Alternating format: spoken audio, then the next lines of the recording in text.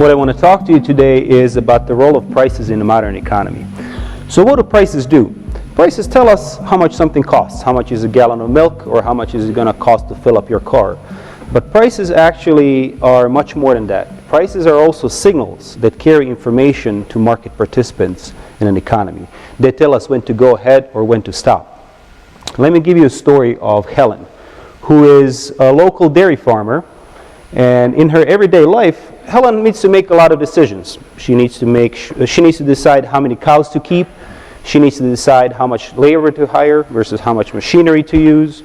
She needs to decide how much butter to produce versus how much milk to produce. And to make all of these decisions, she needs a lot of information. So what kind of information, you might ask? Well, let me tell you. She needs to know how many other dairy farmers might live nearby that might compete with her, how many people eat yogurt, how many people might be lactose intolerant. So the question is, where does she get all of this information? Is it just there? She Googles it?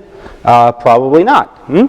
So for her to get all of this information would be virtually impossible on her own.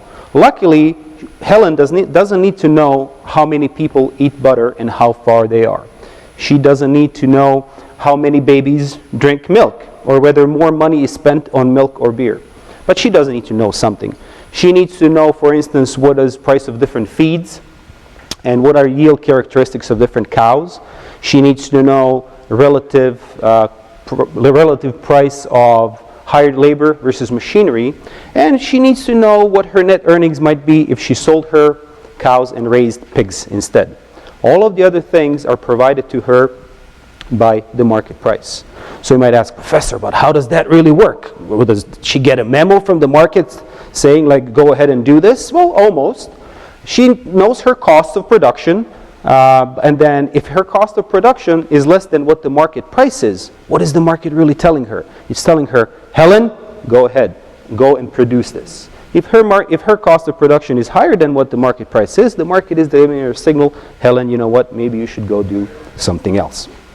And we call this in economics an allocative efficiency. And markets, through price signaling, allocate resources in an efficient way. So you might ask, okay, is this really important? Could we have a system where prices are really not serving this allocative role? I would say, sure. You could have a city without functioning traffic signal. It might look something like this, right? So can we function? Sure, there are places in the world that can function this way.